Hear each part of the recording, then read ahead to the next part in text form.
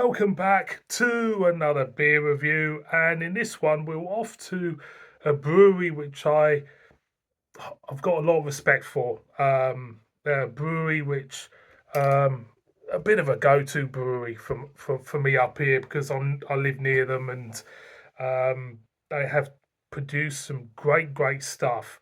Um, and sometimes I get a little bit annoyed because I think their beers are overlooked and they shouldn't be because the beer they produce has been fantastic.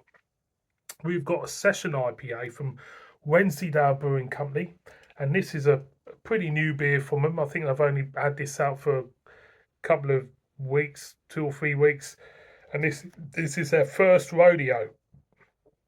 This is clocking at 4.2% ABV, and in this we've got Chinook, Idaho 7, and El Dorado. So there you go.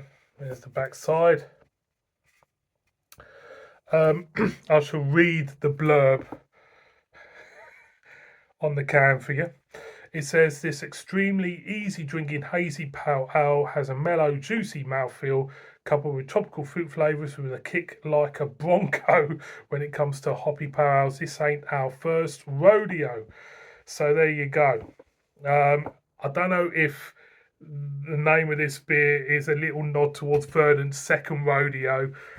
Put it in the comments if, if you think it is. It might be. So let's just crack it open and see what we get. Oh, yeah. Straight away, a big swathe of tropical fruit come out of the ring. It smells really juicy, really nice. Let's just pour it out. Let's pour it out. Absolutely love this brewery. Absolutely. Like I say, I get a little bit annoyed. They do get overlooked in some circles because I think they're straddling the fence between traditional and craft beer.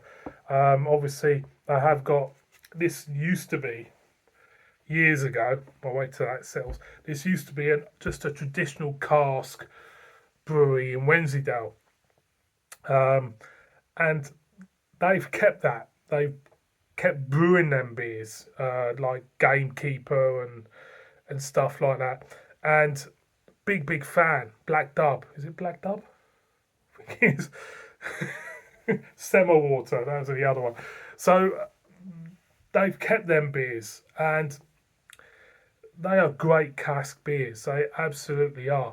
But they've diversified as well into a little bit of a craft beer uh, line of canned beers. And they've been good quality beers, all of them, to be honest. Not all of them will be to my taste, but we're all different at the end of the day. And if you brew something with integrity, and you brew something with love, and you come across at the end of the day with a beer which, yeah, might not be to everybody's taste, but if it keeps to the brief, that is what brewing is all about for me. That's trying to, you know, not appeal to the masses, but going out on a whim, producing beer that may not be suitable for everybody, but you can't deny it's good quality beer.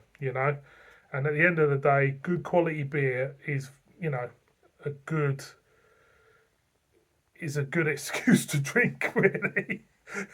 I'm waffling on, oh yeah. I'll just stick that there, get on with it. So, beer in a glass, a meringue head, as you can see, slightly haziness. Apologise for the waffle. Um, quite hazy, pear drop in colour. Medium flow carbonate, let's get a whiff. Yeah. You pick up the tropical, hint of grass cuttings for me. I do like a bit of grass cuttings. I'm going to go in. Cheers, everybody.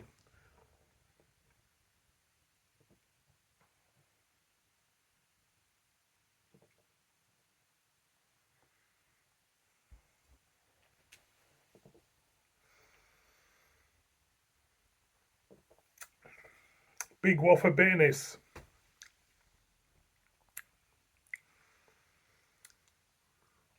It's different. It certainly tastes different. Different to what I was expecting. There's a slight. It smelled tropical, but I'm not really getting tropical in the flavour for me. You're getting fruity notes of limes and lemons, but there's a slight unusual note to this beer. It's like a slight mustiness to this beer on the back end. The mouthfeel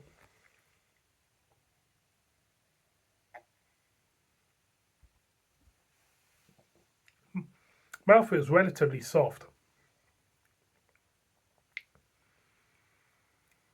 There's a slight pine note, grassy note.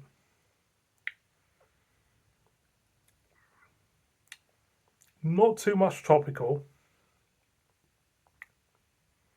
And for me, when I say, what did I say? So first, I've got the website. It says fruit flavors that kick like a bronco. I get the fruit flavors that kick like a bronco because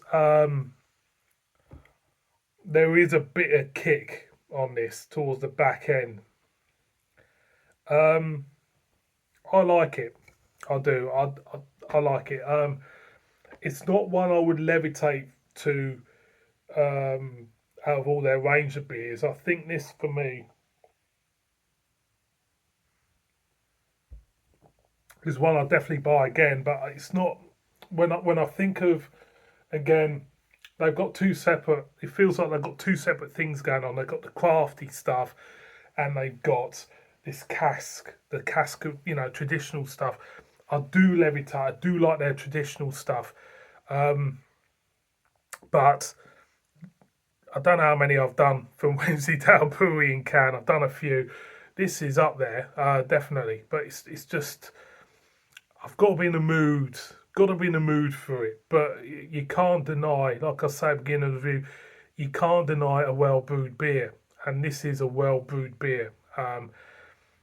Like I say, anything. If you have a meal and it's not your cup of tea, this particular meal, but if it's cooked properly, you can't deny the skill of a chef, and you can't deny a skill of a brewer. If that makes sense.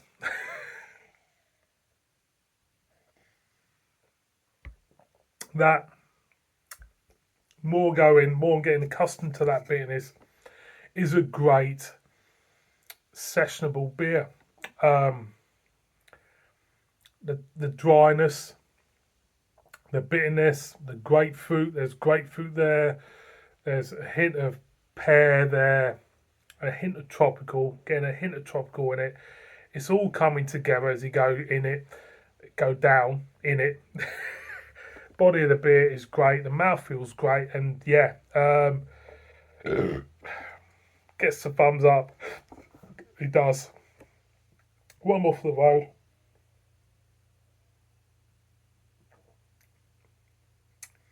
Good stuff. That bitterness does kick.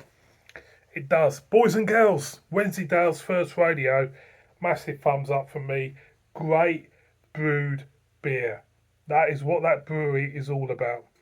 Thank you so much for watching this one. Please subscribe, murder me in the comments, and look after yourselves. Bib bib.